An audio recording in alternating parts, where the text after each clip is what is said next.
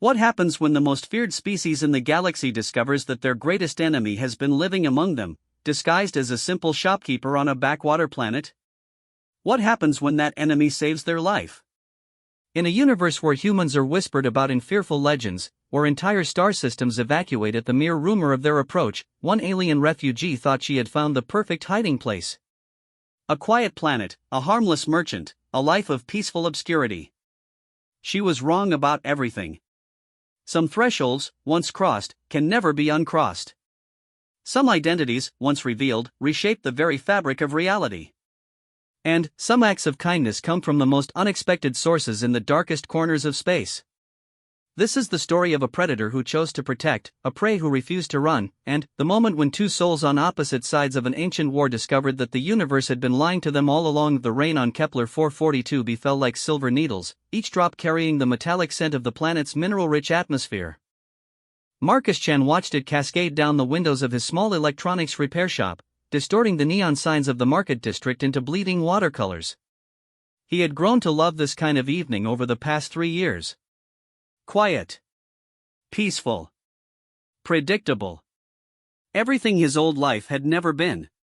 The bell above his door chimed, and Marcus looked up from the damaged datapad he'd been working on. A figure stood in his doorway, silhouetted against the storm outside. Water dripped from a dark hooded cloak onto his worn wooden floors, creating a small puddle that reflected the warm light from his work lamps. "We're closed," Marcus said gently, setting down his micro-welder. "But, if it's an emergency, I can take a look." The figure stepped inside without invitation, and Marcus felt something shift in his awareness. After 3 years of peaceful anonymity on this backwater mining planet, his old instincts awakened like a hibernating beast stirring to consciousness. The way she moved despite being injured. The careful positioning near the door. The subtle tension in her shoulders that spoke of someone expecting violence. She was running from something. The hood fell back, revealing features that made Marcus's blood freeze in his veins.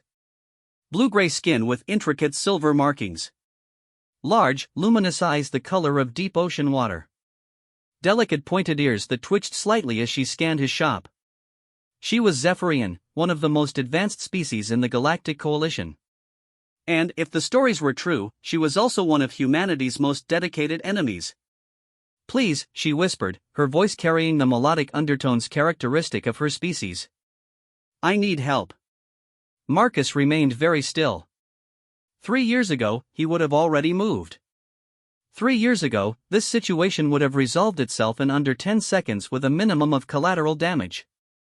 But, 3 years ago, he had been Commander Marcus Chen of the Human Expeditionary Force, the ghost that haunted Coalition nightmares, the man whose very name could empty space stations.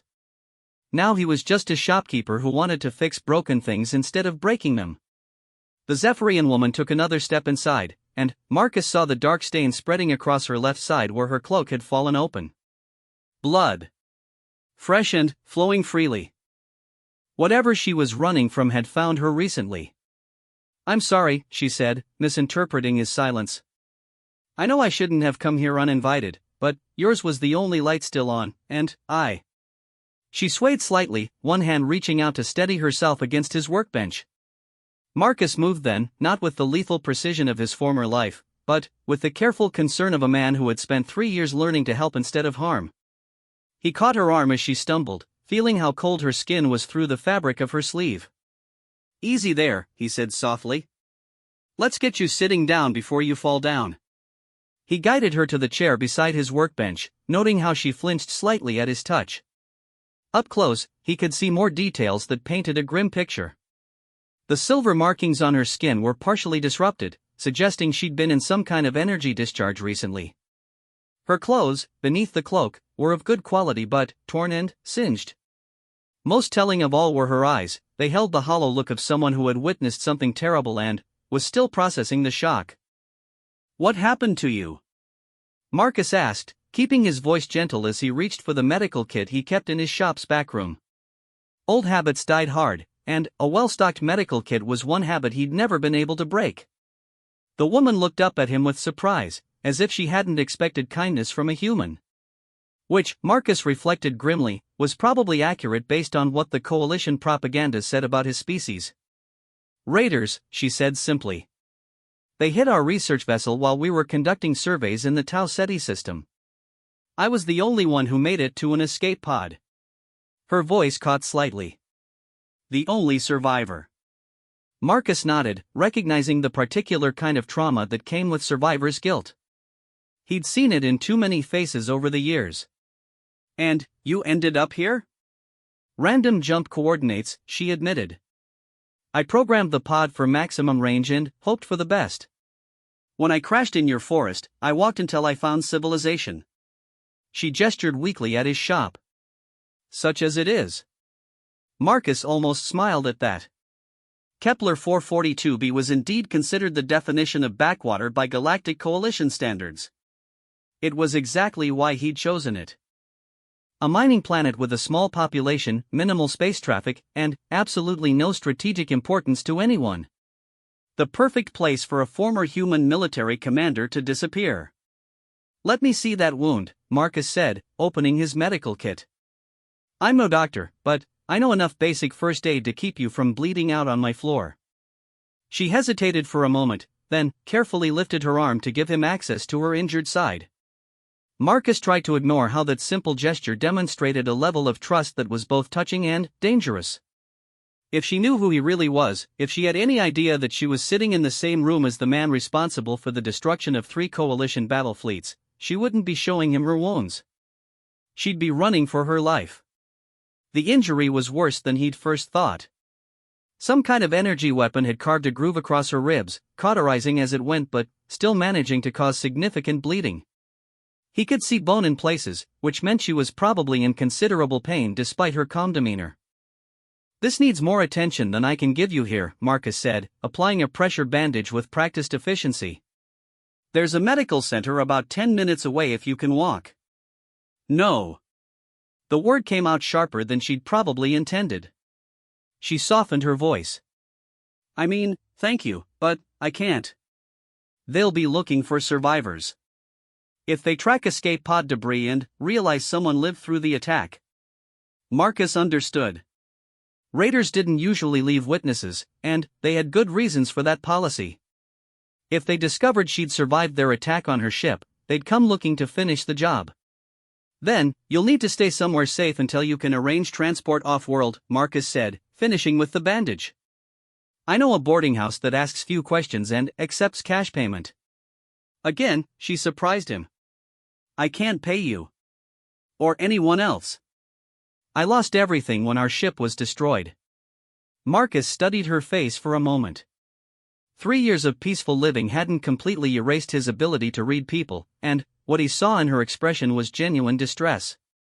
She wasn't trying to con him or play on his sympathies.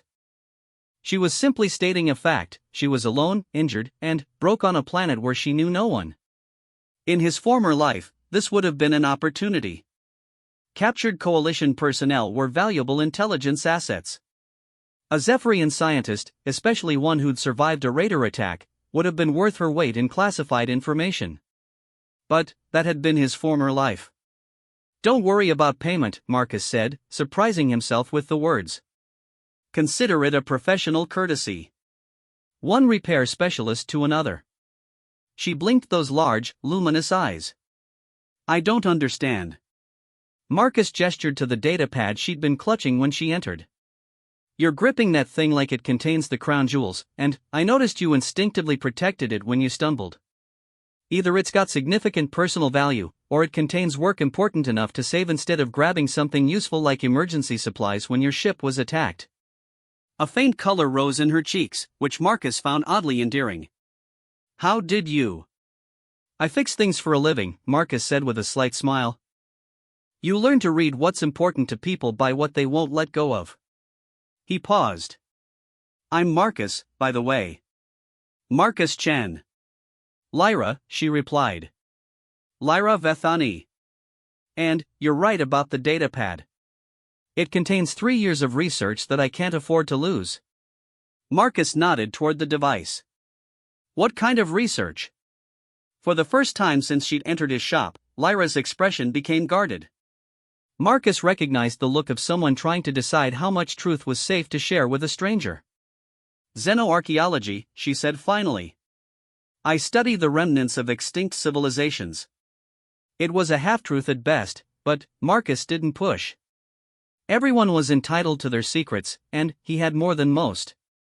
Well, Lyra Vethani, xenoarchaeologist, Marcus said, closing his medical kit, it looks like you'll be staying on Kepler 442b for a while. The next scheduled transport off-world isn't for another 6 days, and that's assuming you can book passage. 6 days? She looked stricken. But I need to get to Coalition space as soon as possible. My research. We'll have to wait, Marcus said firmly. You're in no condition to travel, and even if you were, showing up at the spaceport injured and alone is a good way to attract the wrong kind of attention. He paused. Trust me on this. I know how these things work. Lyra studied his face with those perceptive eyes, and Marcus had the uncomfortable feeling that she was seeing more than he wanted to reveal. You speak like someone with experience in these matters. Marcus shrugged. This is a frontier planet. Everyone here has experience in staying alive when things go wrong. It was another half-truth, but it seemed to satisfy her. She settled back in the chair, wincing slightly as the movement pulled at her bandages. Thank you, she said quietly. For helping me. I know humans and Zephyrians don't exactly have a friendly history. That was an understatement of galactic proportions, but Marcus kept his expression neutral. Ancient history, he said. We're all just people trying to get by. Lyra's eyes widened slightly at that statement. It was probably the most conciliatory thing she'd ever heard a human say about Coalition species. If only she knew, Marcus thought with dark amusement, that she was talking to the man personally responsible for a significant portion of that unfriendly history. I should probably close up shop, Marcus said, glancing at the rain-soaked windows. And get you somewhere warm and dry where you can rest properly. As he moved around the shop, turning off equipment and securing his work areas, Marcus was acutely aware of Lyra watching him. She was intelligent, that much was obvious, and she was starting to notice things. The way he moved with unconscious precision. The fact that his medical kit was military grade and clearly well used. The subtle modifications to his shop's security system that were far more sophisticated than a simple electronics repair business would normally require. 3 years of peace were about to become very complicated. Marcus? Lyra's voice was soft, almost hesitant. Yes? Who were you before you came here? Marcus's hand stilled for a moment on the power switch for his workbench light. It was a simple question, innocently asked, but it cut straight to the heart of everything he'd been running from. Someone who fixed different kinds of problems, he said finally, turning off the light and plunging half the shop into shadow. It was the most honest answer he could give without destroying both their lives. As Marcus gathered his jacket and prepared to escort his unexpected guest to safety, he couldn't shake the feeling that this simple act of kindness was about to unravel everything he'd built on this quiet little planet. 3 years of peace. 3 years of anonymity. 3 years of trying to become someone better than the man he'd been.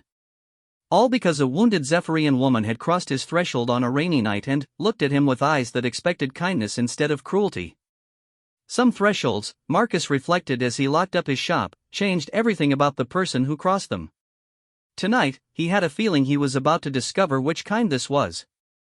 The rain continued to fall as they stepped out into the night, washing the streets clean while Marcus Chen, former commander of the Human Expeditionary Force and current enemy of the Galactic Coalition, walked an injured Zephyrian scientist toward what might very well be both of their dooms. But, for the first time in 3 years, he felt like he was exactly where he was supposed to be at the boarding house that Marcus led Lyra to sat on the edge of Kepler 442b's main settlement, a 3-story structure of local stone and imported metal that had seen better decades. Mrs. Kowalski, the proprietor, was exactly the kind of person Marcus had hoped to find when he'd first arrived on this planet, someone who minded her own business and expected others to do the same. Got caught in the storm, did you?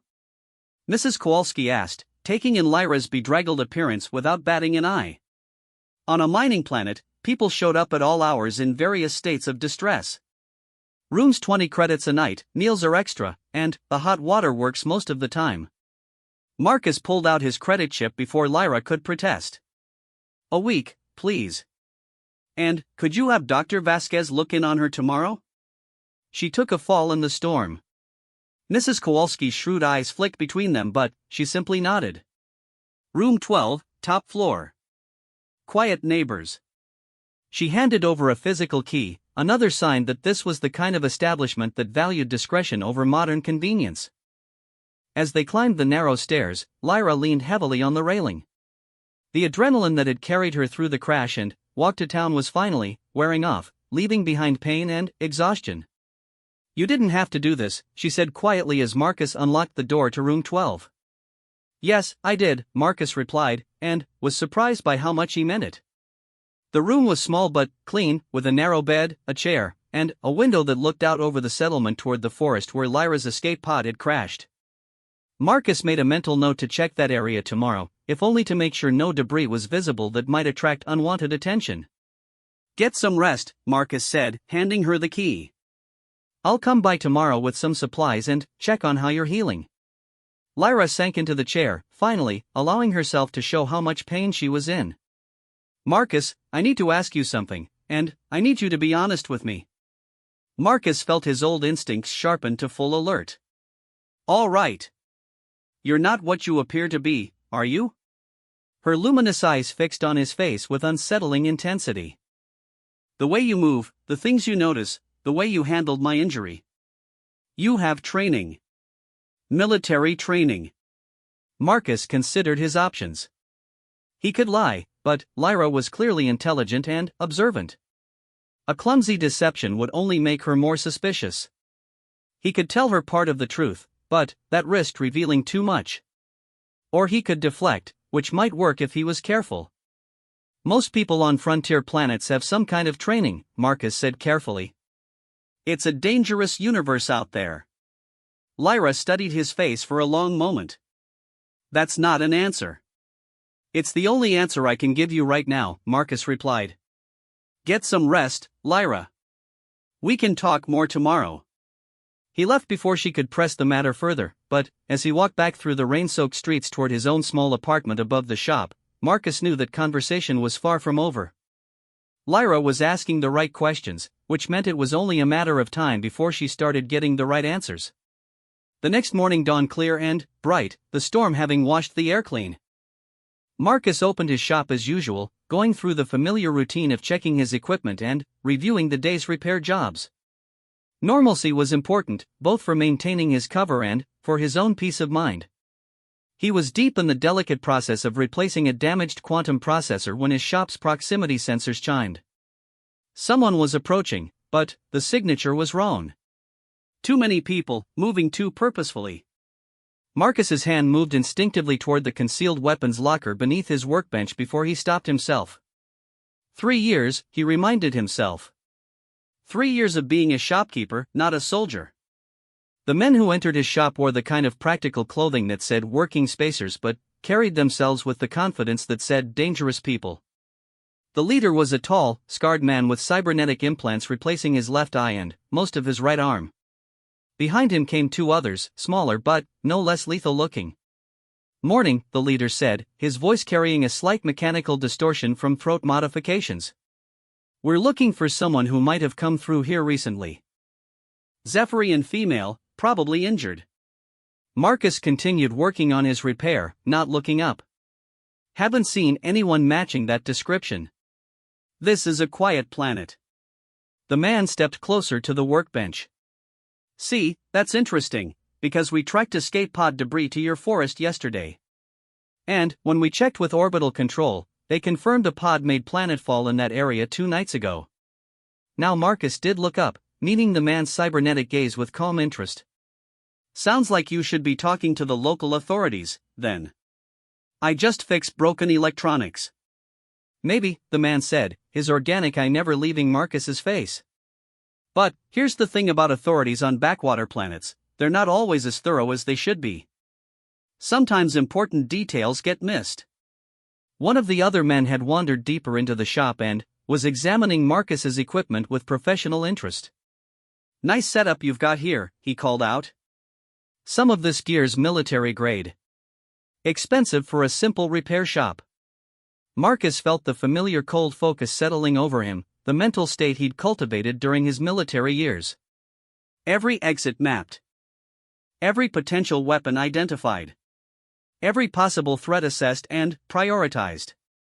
It had been 3 years since he'd felt this particular clarity, and part of him was disturbed by how natural it still felt. "I do good work," Marcus said evenly. "Good work requires good tools." The leader smiled, revealing teeth that had been replaced with metal implants. "I'm sure it does. Tell you what, friend, if you happen to remember seeing anyone who might match our description, there's good money in it. We represent some very generous employers. And if I don't remember seeing anyone?" The smile widened. "Well, that would be disappointing. Sometimes disappointment leads to the kind of accidents that happen on frontier planets.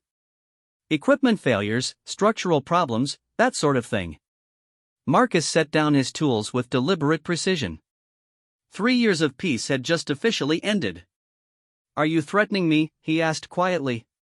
"Just making an observation about frontier life," the leader replied. "Dangerous places, these outer worlds. A man needs protection." For a moment, the shop was completely silent except for the hum of electronic equipment. Marcus felt time slow down the way it always had before combat, each heartbeat stretching into crystal clarity. He could take all 3 of them before they cleared their weapons. The leader first, his cybernetics would make him slow to react to a physical attack. Then, the man by the equipment, who was standing too close to a wall to maneuver effectively. Finally, the third man, who was already nervous and would likely panic rather than respond professionally. It would be over in less than 30 seconds. Instead, Marcus picked up his tools and resumed working. "I'll keep an eye out," he said. "If I see anyone matching your description, I'll be sure to let the proper authorities know." The leader's smile faded. "The proper authorities?" "Local law enforcement," Marcus clarified without looking up. "They handle missing persons cases, I believe." There was another long silence, and Marcus could feel the tension ratcheting higher. These men had expected either cooperation or fear. Mild defiance wasn't part of their playbook. "You know," the leader said conversationally, "I've been in this business for a long time. And I've learned to read people pretty well. You don't strike me as the type who calls the local law when things get complicated." Marcus finally looked up again, letting just a hint of his old self show in his eyes. "You're right. I'm not." The message was clear enough that even hired muscle could understand it. The leader took a step back, his cybernetic eye whirring as it tried to process what it was seeing in Marcus's expression. "Well," the man said after a moment, "like I said, we're just looking for someone. No need for anyone to get upset." They filed out of his shop without another word, but Marcus knew they'd be back. Men like that didn't give up easily, especially not when there was money involved. He waited until they were well clear of his proximity sensors before activating his shop's security protocols and heading for the back room. The weapons locker he'd installed when he first set up shop contained enough firepower to level a small building. Marcus looked at the familiar weight of his old sidearm for a long moment before holstering it beneath his jacket. 3 years of being a peaceful shopkeeper, and it had taken exactly 1 morning for him to be carrying lethal weapons again. Some habits, he reflected grimly, never really died. Marcus made his way through the back alleys toward the boarding house, avoiding the main streets where the raiders might be watching. Mrs. Kowalski was in her garden when he arrived, tending to the hardy vegetables that grew well in Kepler 442b's mineral-rich soil. "Your friend's been asking for you," she said without looking up from her work. "Had some visitors this morning, too. Spacers, by the look of them. Told them she'd checked out already." Marcus felt a surge of gratitude for the woman's quick thinking. "Thank you." "Don't thank me yet," Mrs. Kowalski said, straightening up and fixing him with a sharp look. Those boys weren't the type to take no for an answer. They'll be back, and next time they might not be so polite. "I know," Marcus said. "We'll be gone before that becomes a problem." Mrs. Kowalski nodded approvingly. Room 12. "And, Marcus? Whatever trouble you and your lady friend are in, you might want to handle it before it handles you." Marcus took the stairs 2 at a time, his mind already working through options and contingencies. When he reached room 12, he knocked softly and called out, "Lyra, it's Marcus." The door opened immediately, revealing Lyra looking significantly better than she had the night before. The color had returned to her face, and she was moving with less obvious pain. "They found me," she said without preamble. "I know. They came to my shop first." Marcus stepped inside and closed the door, automatically checking the window and noting the sightlines to potential escape routes. "How much did Mrs. Kowalski tell them?" "Nothing useful. She's remarkably good at playing dumb for someone so obviously intelligent." Lyra moved to the window and peered carefully through the curtains. "But they're not going to give up. Raiders don't leave witnesses, and they know I'm here somewhere." Marcus joined her at the window, scanning the street below for signs of surveillance. "We need to get you off planet as soon as possible. The scheduled transport isn't for 6 days, but there might be other options." "Marcus." Lyra's voice was quiet but firm. "Before we go any further, I need to know who you really are." Marcus turned to face her, seeing the determination in her expression. "What makes you think I'm anyone other than who I appear to be?" "Because a simple electronics repairman doesn't move like a trained killer," Lyra said bluntly. "Because he doesn't have military-grade medical supplies in his shop. Because he doesn't make 3 armed raiders back down with nothing but a look." Marcus was quiet for a long moment, weighing his options. The smart play was to maintain his cover, deflect her questions, and focus on getting her safely off-world. But, looking into those luminous eyes, he found himself tired of lies. "You're right," he said finally. "I'm not what I appear to be." "Then, what are you?" Marcus walked to the chair and sat down heavily, suddenly feeling every one of his 43 years. "I'm someone who came to this planet to disappear. Someone who wanted to stop being what he was and try to become something better." Lyra sat on the edge of the bed, facing him. "And what were you?" "A soldier," Marcus said, which was true as far as it went. "Human Expeditionary Force." He watched her face carefully, looking for recognition or fear. The Human Expeditionary Force was legendary throughout Coalition space, though not in any positive sense. They were the elite units that had spearheaded humanity's expansion into contested space, the soldiers who had fought the Coalition to a standstill in a war that had lasted nearly a decade. Lyra's expression remained thoughtful. "That explains the training. But not why you're hiding on a backwater mining planet." "Because the war ended," Marcus said simply. "And some of us weren't sure we knew how to be anything other than soldiers." It was close enough to the truth that he could say it without flinching. The real story was more complicated, and far more dangerous for both of them. "You came here to retire," Lyra said, understanding dawning in her voice. "I came here to try to be someone who fixes things instead of breaking them," Marcus corrected. "Someone who helps people instead of." He trailed off, realizing he was saying too much. "Instead of what?" Marcus met her eyes. "Instead of what I was." For a long moment, they simply looked at each other. Then, Lyra nodded slowly, as if she'd reached some kind of decision. "All right," she said. "I can accept that you have secrets. We all have things we'd rather not discuss." She paused. "But, I need to know if I can trust you." "You can," Marcus said without hesitation. "Even though I'm Zephyrian? Even though my people and yours have been enemies for decades?" Marcus thought about that question, about all the reasons he should turn her over to the raiders or simply walk away. About the propaganda and the hatred and the years of warfare that had shaped both their species' views of each other. "Especially because you're Zephyrian," he said finally. "Because helping you might be the first genuinely good thing I've done in a very long time." Lyra smiled then, the first real smile he'd seen from her, and Marcus felt something shift in his chest. Something that had been frozen for 3 years finally, beginning to thaw.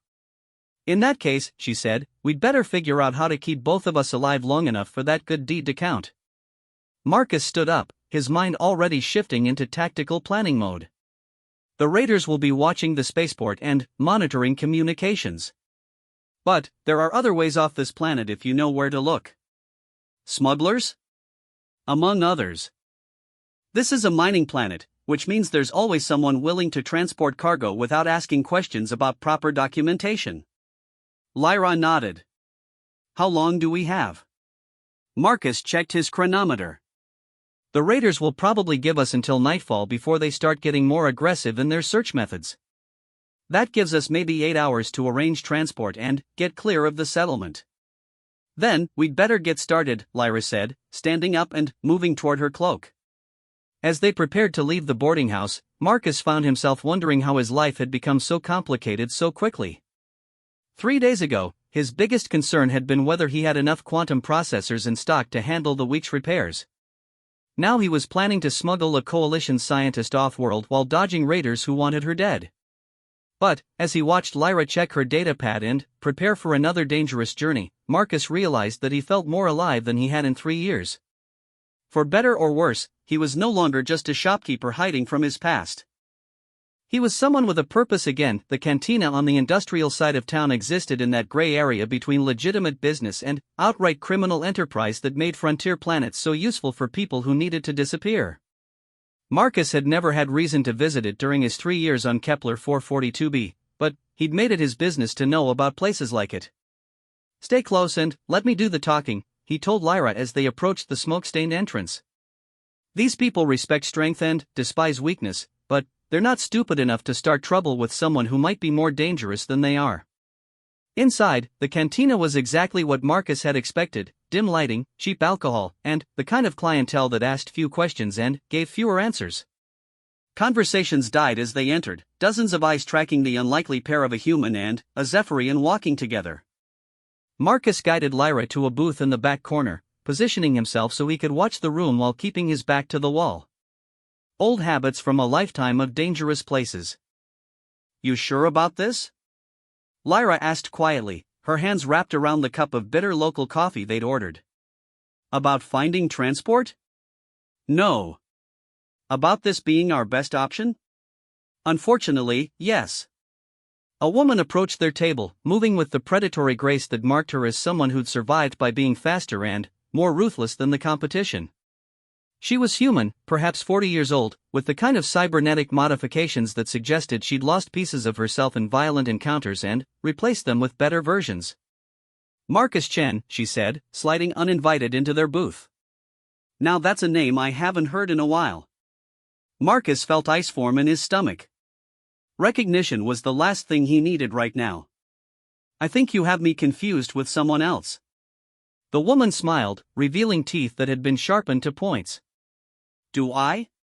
Because I could swear I recognize you from some very interesting wanted posters that used to circulate in certain circles. Those circles would be wrong, Marcus said evenly.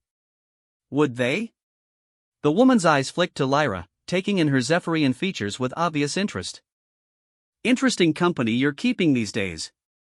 Very interesting. Marcus leaned forward slightly, letting just a hint of menace creep into his voice. What do you want?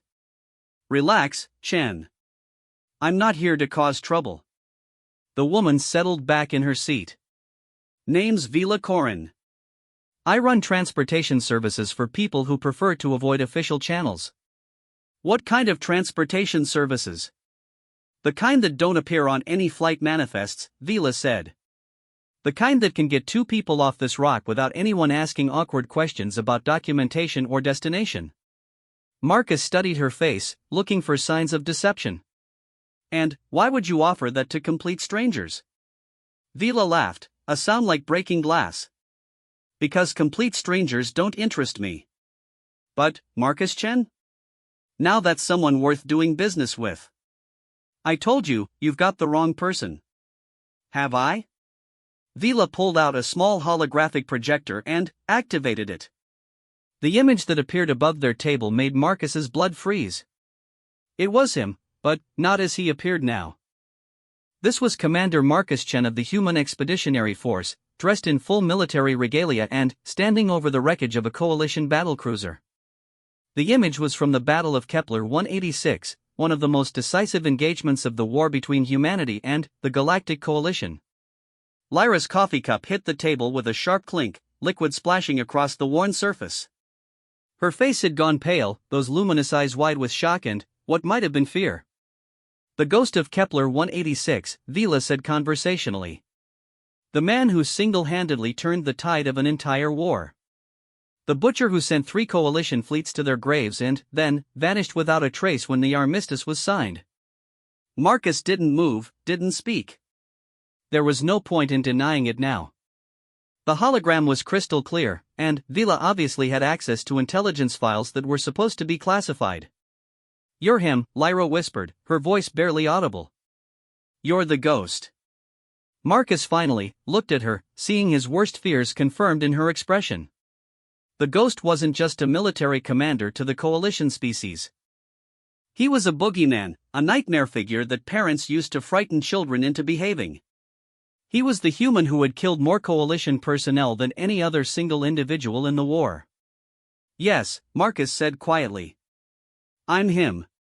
Vila laughed again, clearly enjoying the drama. "Oh, this is beautiful. The galaxy's most wanted war criminal trying to play house with a coalition scientist. It's like something out of a bad holodrama." "War criminal?"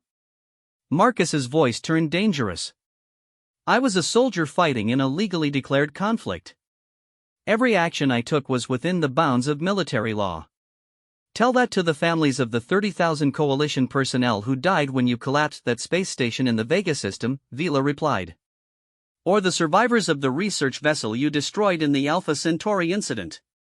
Marcus felt something cold and ugly stirring in his chest, the part of him that had made him so effective during the war. Those facilities were legitimate military targets. The space station was manufacturing weapons, and that research vessel was developing biological weapons in violation of galactic treaties. "So you say," Vila said with a shrug. "But the coalition has a different version of those events. In their telling, you're a monster who targeted civilian facilities and non-combatants." "The coalition can tell whatever stories they want," Marcus said flatly. "I know what I did, and why I did it." Throughout this exchange, Lyra had been sitting in stunned silence. Now she finally found her voice. "The Duran colony," she said, her words coming out in a rush. "You were there when it was destroyed. 12,000 civilians died." Marcus turned to face her fully, seeing accusation and horror in her eyes. "I was there," he confirmed. "But not as part of the attack. I was trying to stop it." "That's not what the records say," Lyra replied, her voice growing stronger as shock gave way to anger. "The records say human forces, under your command, bombarded the colony from orbit. They say you personally gave the order that killed my cousin and her family."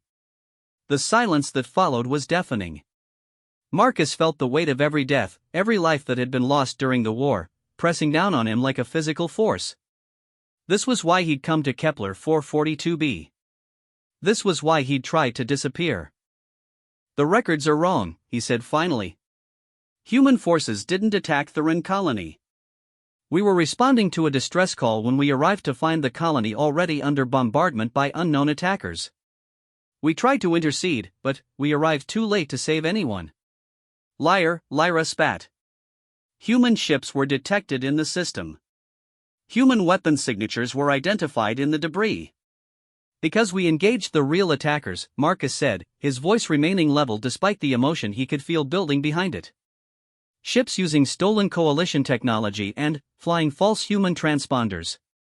By the time we realized what was happening, the colony was already gone and we were being framed for its destruction." Vila had been watching this exchange with obvious fascination. "Oh, this is even better than I thought.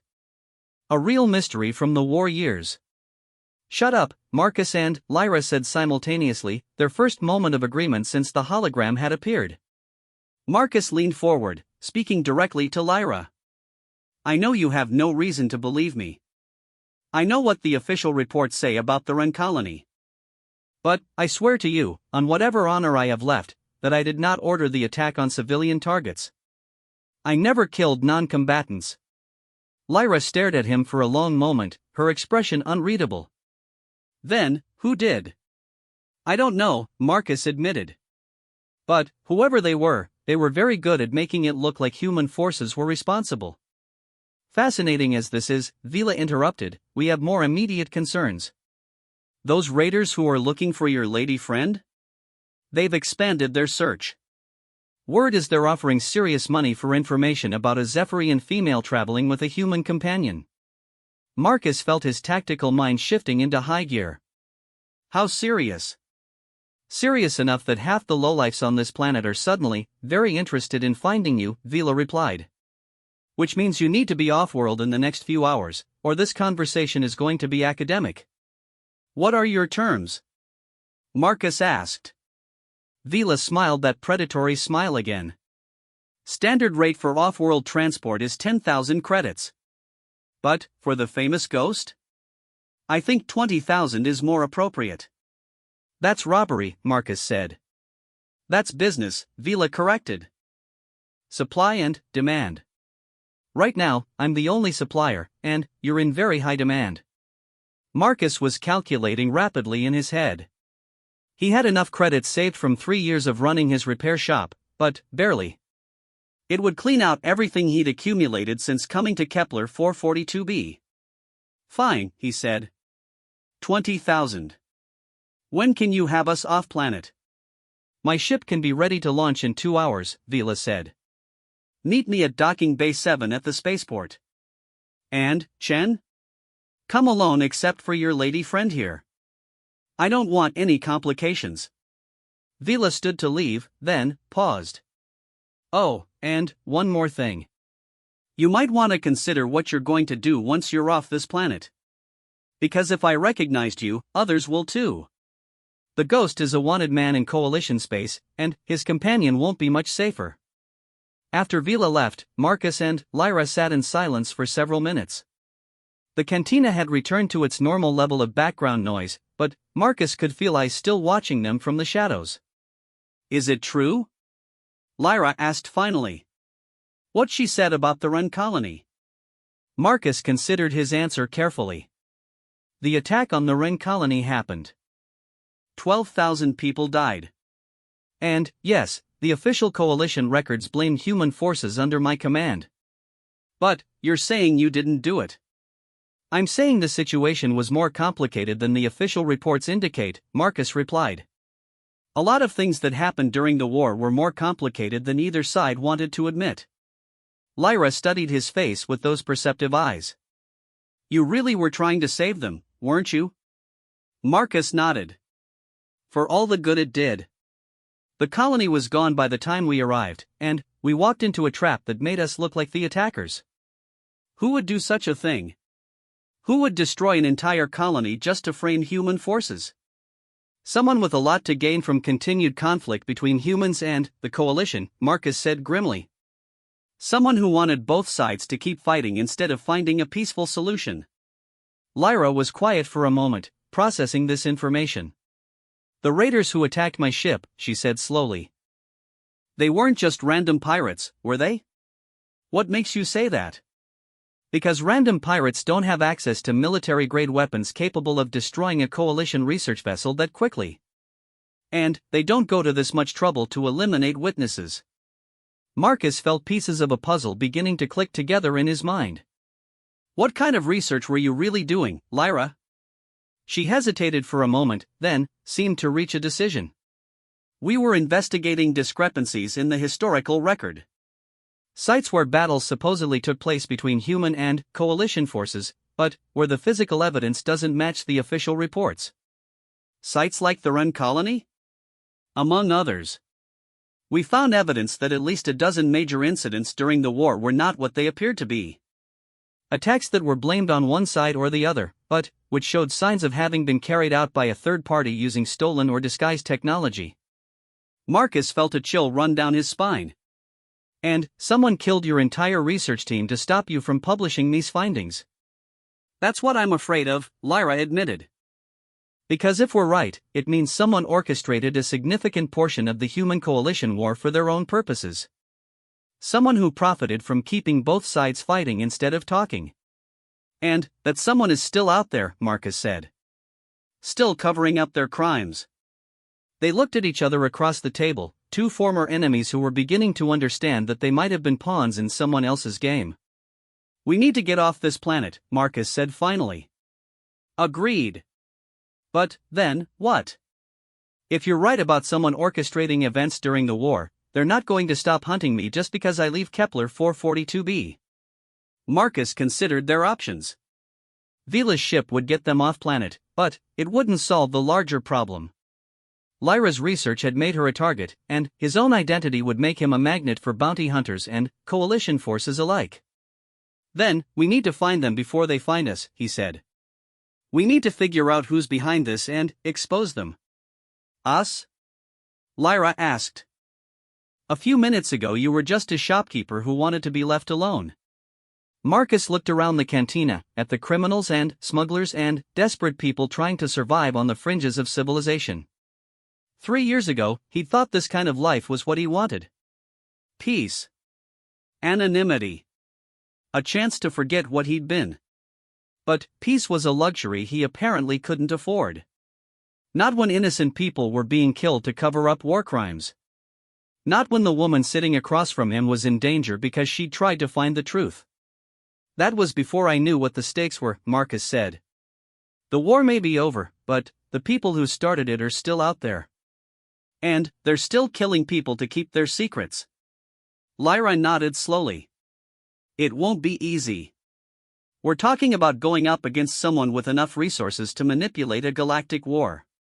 No, Marcus agreed. It won't be easy. But it's the right thing to do. For the first time since Vila had shown them the hologram, Lyra smiled. The Ghost and a coalition scientist, working together to expose war criminals. It does have a certain poetic justice to it. Marcus stood up, dropping credits on the table to pay for their drinks. Come on. We have a ship to catch and a mystery to solve. As they left the cantina, Marcus caught sight of their reflection in the grimy window. A human war hero and a Zephyrian scientist, walking side by side toward an uncertain future. 3 days ago, such a partnership would have been unthinkable.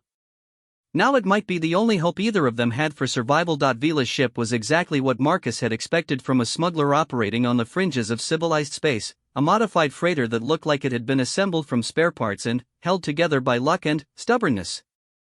The Vagrant's dream sat in Docking Bay 7 like a mechanical sculpture built by someone with more enthusiasm than skill, but Marcus knew better than to judge a ship by its appearance.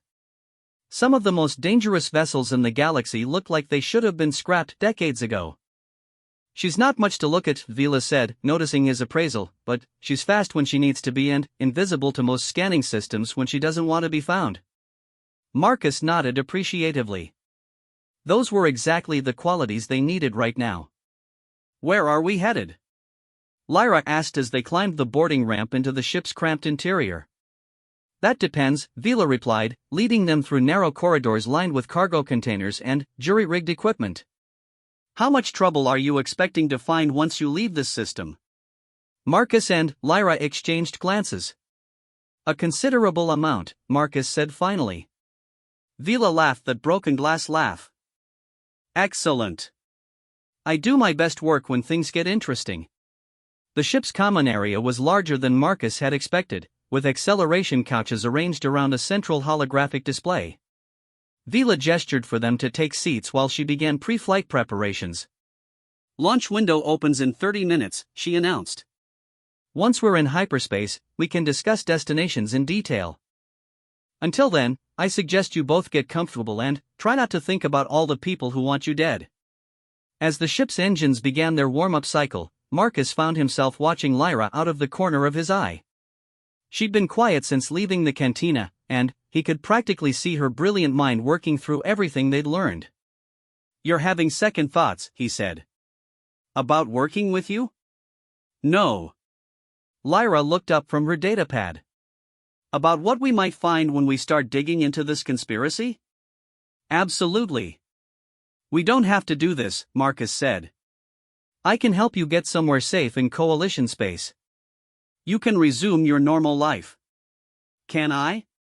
Lyra's expression was grim. My entire research team is dead. Someone is willing to kill to keep their secrets buried. And now I know things that make me a threat to whoever is behind this. Marcus recognized the logic, even if he didn't like it. So we're committed to this course of action. unless you have a better idea. Before Marcus could respond, the ship's proximity alarms began sounding. Vila's voice came over the intercom, tight with urgency. We have a problem. 3 ships just entered the system, and they're broadcasting coalition military transponders. Marcus was out of his seat and heading for the bridge before Vila finished speaking. Through the viewports, he could see 3 sleek vessels dropping out of hyperspace with the kind of precision that marked them as military units, not random patrol vessels. Those are Zephyrian cruisers, Lyra said, joining them on the bridge. Heavy combat variants. Vila was working furiously at her control console. They're not responding to standard traffic control queries. And they're moving directly toward the planet. Marcus studied the tactical display, his military training automatically analyzing the formation and approach vectors. They're not here for a friendly visit. That's an assault formation. But why would the coalition send warships here? Lyra wondered aloud. Kepler 442b doesn't have any strategic value. They're not here for the planet, Marcus realized with growing alarm. They're here for us. The lead cruiser was already launching smaller craft toward the planet's surface. Atmospheric fighters and troop transports, moving with the kind of urgency that suggested they knew exactly where their targets were located. How did they find us so quickly? Vila demanded. Marcus felt pieces of the puzzle clicking together in his mind. They've been tracking us all along. The raiders who attacked Lyra's ship, the men who came to my shop, they were never independent operators. They were advanced scouts for a coalition military operation. That's impossible, Lyra protested. The coalition doesn't send military forces into neutral space without provocation. They do if they're not really coalition forces, Marcus said grimly. Remember what you told me about your research? Evidence that major incidents during the war were carried out by third parties using stolen technology? This is the same thing. Vila was already initiating emergency launch procedures. I don't care who they are or why they're here. We need to be gone before they establish a full orbital blockade. The vagrant stream lifted off from the docking platform with more grace than its appearance suggested, but Marcus could see on the tactical display that they were running out of time. The coalition cruisers had deployed a spread of interceptor craft that were moving to cut off all escape routes from the planet. They're jamming hyperspace navigation, Vila reported. We can't jump until we clear their interference field. How long? Marcus asked. At least 20 minutes, assuming we can avoid getting blown up in the process. 20 minutes suddenly seemed like a very long time. The first wave of interceptors reached them as they cleared the planet's upper atmosphere. Vila threw the ship into an evasive pattern that had Marcus gripping his acceleration couch and Lyra looking distinctly green around the gills. Warning shots, Vila called out as energy bolts flashed past their viewports. They want to capture us, not vaporize us. That won't last long, Marcus warned. Once they realize we're not going to surrender quietly, they'll switch to more aggressive tactics.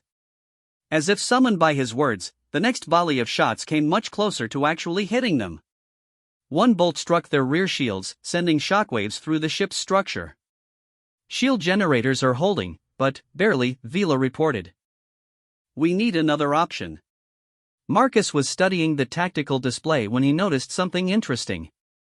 The interference field they're generating to block hyperspace jumps, it has gaps. Weak spots where the field generators aren't perfectly synchronized. Can you calculate a safe jump window? Vila asked. Maybe.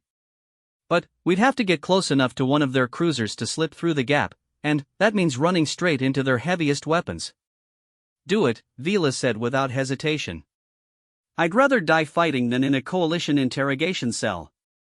Marcus began inputting calculations into the navigation system, drawing on years of tactical experience to plot a course that might, with considerable luck, get them past the blockade. The math was complex, requiring precise timing and perfect execution. Lyra, he called out. I need you to monitor their communication frequencies. If they change their formation or weapon status, I need to know immediately. Lyra nodded and bent over the communications console. I'm picking up encrypted transmissions between the cruisers. They're coordinating for something called Operation Harvest Moon. That's not a coalition operation code, Marcus said, his suspicions confirmed. Real coalition forces would be using standard tactical designations. The ship shook again as more weapons fire found their mark. This time, warning lights began flashing on several control panels. Shield generators are overheating, Vila announced. We can't take much more of this. Marcus finalized his calculations and uploaded them to the navigation system. On my mark, bring us around to bearing 27 Mark IV and accelerate to maximum impulse. We're going to thread the needle between their second and third cruisers. That's suicide, Vila protested. They'll have us in a crossfire. Not if we time it right, Marcus replied. Their own ships will be in each other's firing solutions. They won't risk hitting their own vessels with heavy weapons. Vila shook her head but began adjusting their course. You'd better be right about this, Chen. The vagrant stream curved around in a tight arc, accelerating directly toward the gap between two coalition cruisers. Immediately, both ships opened fire, but, as Marcus had predicted, their weapons fire was limited by the need to avoid hitting each other. Jump coordinates locked in, Vila reported. But, we need another 30 seconds to reach the weak spot in their interference field. 30 seconds of flying directly into the teeth of two heavily armed warships. Marcus watched the tactical display as weapons fire filled the space around them, each near miss reminding him just how thin the line was between escape and destruction. 15 seconds, Vila called out. The ship lurched violently as a direct hit overwhelmed their rear shields. Sparks flew from several control panels, and the lights flickered ominously. Hull breach in Cargo Bay 3, Lyra reported. Emergency containment fields are holding. 10 seconds. More hits. The ship was falling apart around them, held together by luck and Vila's skill at the controls. 5 seconds. Marcus held his breath as they reached the critical point in their trajectory. If his calculations were wrong, they would either collide with one of the cruisers or be vaporized by concentrated weapons fire. Jump! Vila shouted, engaging the hyperspace drive. For a moment, nothing happened. Then, reality twisted around them as they entered the strange non-space of hyperspace travel. The coalition cruisers, the planet Kepler 442b, and the immediate threat of destruction all vanished, replaced by the swirling colors and impossible geometries of faster-than-light travel. They had made it. Vila slumped back in her pilot's seat, exhaustion written across her features. Well, that was exciting. Where exactly are we headed, anyway? Marcus checked their course heading against his star charts. The Tau Ceti system. If Lyra's research is accurate, that's where this all started. The system where my research vessel was attacked, Lyra said with understanding. You think we'll find answers there? I think we'll find the people who've been manipulating both our species for their own purposes, Marcus replied. And it's time they answered for what they've done. Lyra was quiet for a moment, then nodded slowly. My ship's database contained 3 years of archaeological data from dozens of contested sites. If someone was willing to kill my entire team to prevent that information from becoming public, it must contain evidence of their involvement. Can you access it from here? Marcus asked. Lyra held up her datapad. I downloaded copies of our most sensitive files before the attack. Old habit from working in dangerous systems.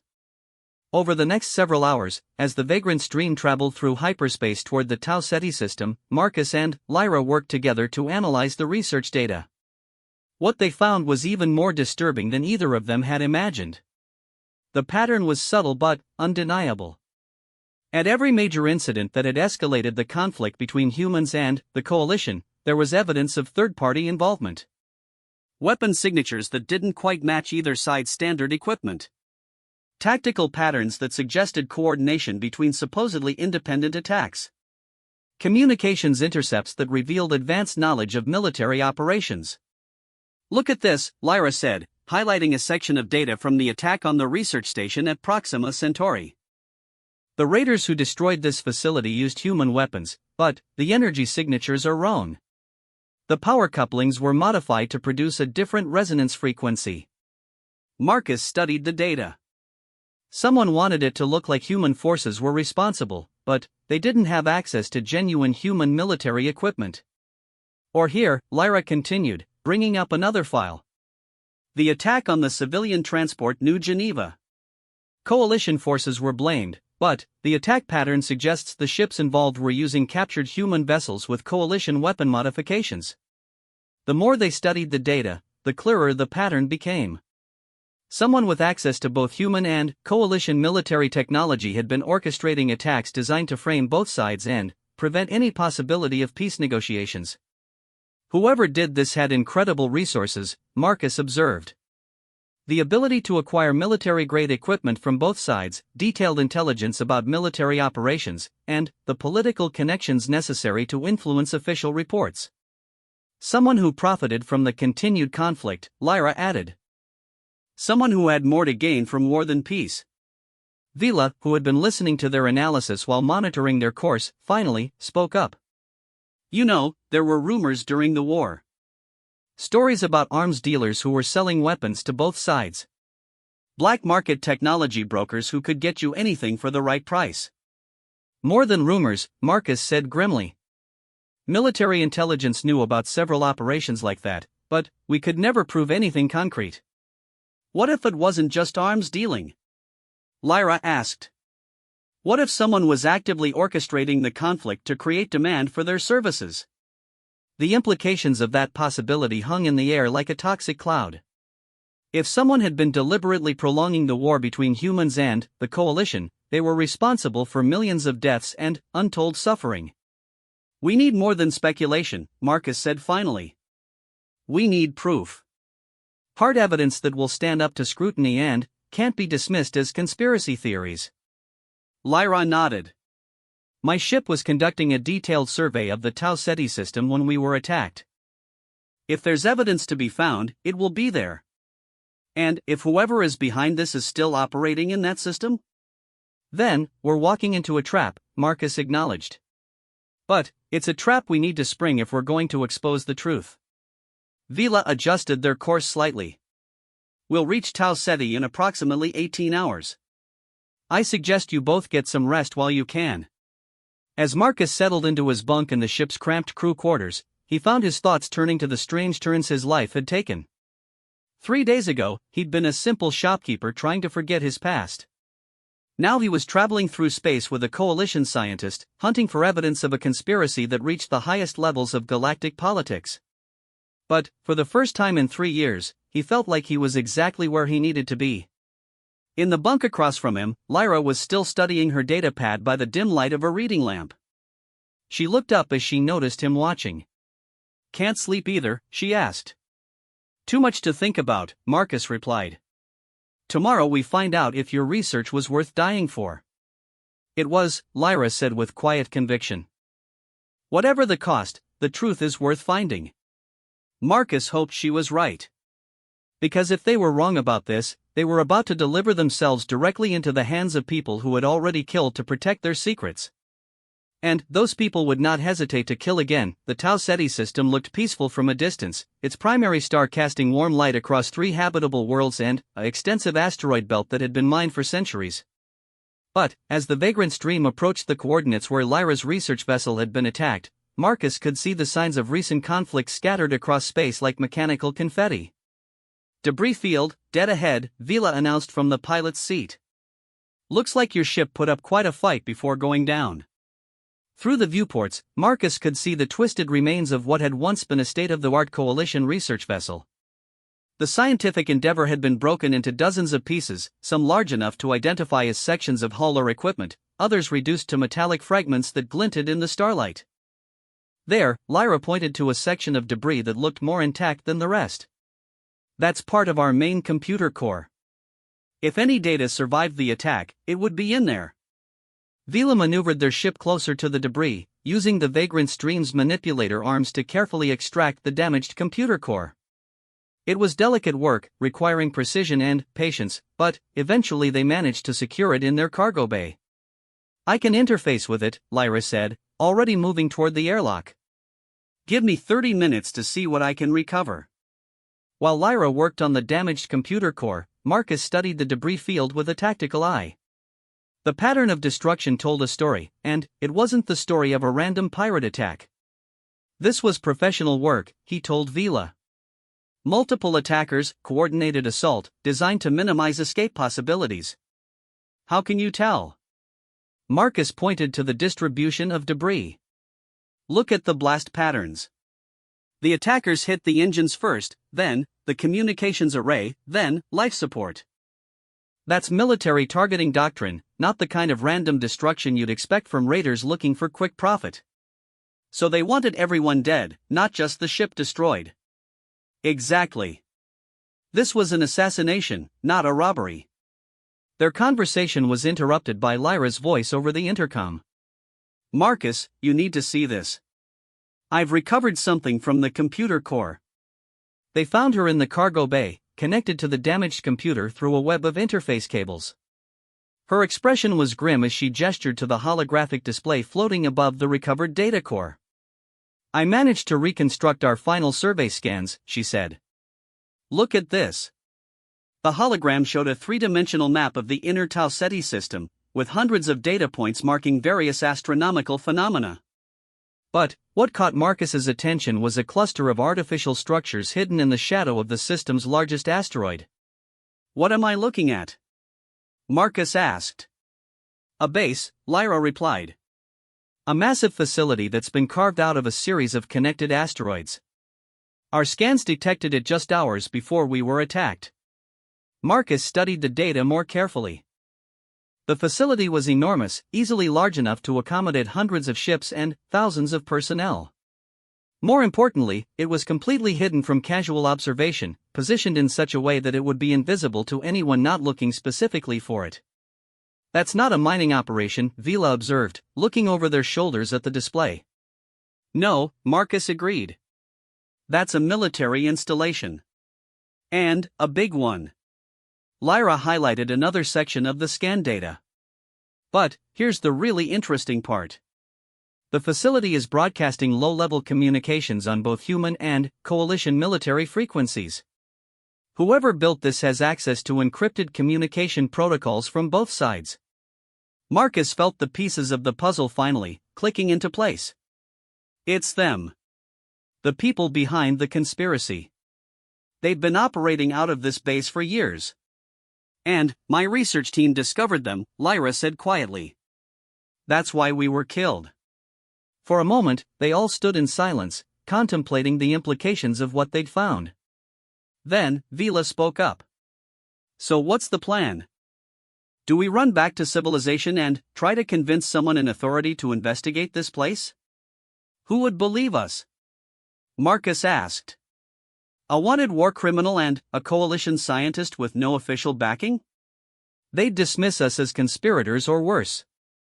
Then, what? Lyra demanded. We can't just let them continue operating. Marcus was studying the tactical data, his military mind already working through possibilities. We need proof. Irrefutable evidence that ties this facility to the incidents during the war. Something that can't be dismissed or ignored. And how do we get that proof? Marcus looked up from the display, his expression grim. We go in. Vila laughed, but there was no humor in it. You want to assault a military base with 3 people and a smuggler's ship? That's not heroic, that's suicidal. Not assault, Marcus corrected. Infiltration. We get in quietly, download their computer files, and get out with evidence before they know we were there. And if we get caught? Then, we improvise, Marcus said with a slight smile that didn't reach his eyes. It took 6 hours to plan their approach. The asteroid base was heavily defended, with sensor arrays and automated weapons platforms protecting all the obvious entry points.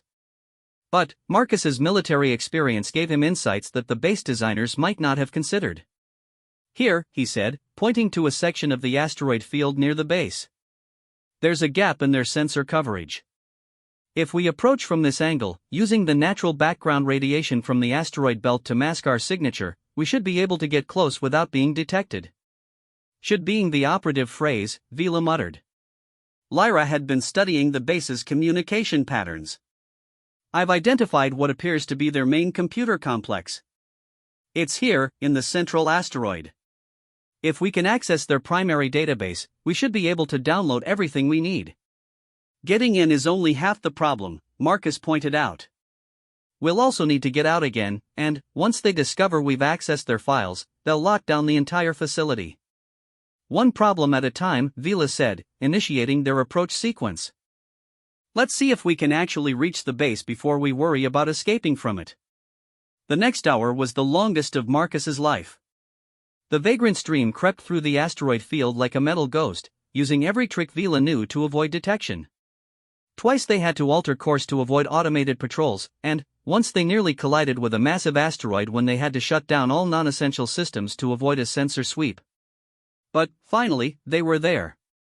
The asteroid base loomed before them, a vast structure carved out of solid rock and metal. Docking bays and weapons emplacements dotted its surface like mechanical eyes, while streams of ships moved in and out of the facility with military precision. I count at least 50 vessels, Vila whispered, as if speaking loudly might somehow alert the base's defenders. That's a significant fleet. Marcus was studying the ship types through the viewport. Human designs, coalition designs, and some I don't recognize at all. Whoever runs this operation has been collecting ships from across the galaxy. They found an unused maintenance airlock on the base's outer edge, far from the main traffic areas. Vila used the vagrant stream's docking systems to create a hard seal, and, within minutes they were ready to board the facility. Remember, Marcus said as they prepared to enter the airlock, we're here for information, not combat. If we're discovered, our priority is getting back to the ship and escaping with whatever data we've managed to collect. The interior of the base was as impressive as its exterior. Corridors carved from living rock stretched in all directions, lined with pipes and cables that carried power and data throughout the facility. The construction was professional, clearly the work of military engineers with unlimited resources. They made their way deeper into the base, following Lyra's analysis of the communication patterns to locate the central computer complex. The corridors they traveled were mostly empty, which suggested that the base operated with a relatively small crew despite its enormous size. Automated systems, Marcus observed, noting the sensor clusters and robotic maintenance units they passed. Most of the base functions are computer-controlled. They had been walking for nearly 20 minutes when they reached their destination, a massive chamber filled with computer banks and holographic displays. The central command center of the asteroid base, containing the electronic heart of the conspiracy they'd been hunting. This is it, Lyra whispered, moving to one of the computer terminals. Give me a few minutes to access their database. Marcus positioned himself near the chamber's entrance, keeping watch for any signs of discovery. Through the transparent walls of the command center, he could see the vast scope of the operation they'd uncovered.